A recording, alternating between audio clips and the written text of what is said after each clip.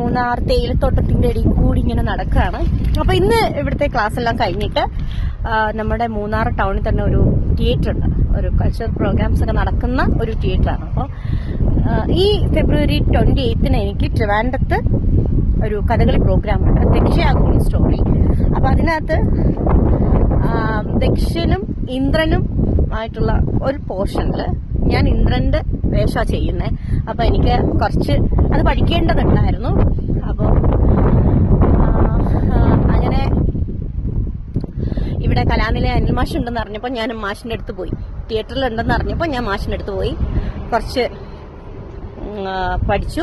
അതിനുശേഷം ഹോസ്റ്റലിൽ വന്നു, ചായയൊക്കെ കുടിച്ചിട്ട് നീ തേയിലത്തോട്ടത്തിന്റെ ഇടയിൽ ഇറങ്ങിയിട്ടോ. അപ്പൊ അധികം തണുപ്പില്ല, എന്നാലും ഈവനിങ് ആകുമ്പോൾ നല്ല കാറ്റിനോടൊപ്പം തന്നെ ഒരു കുളിരുന്ന തണുപ്പൊക്കെ ഉണ്ട്.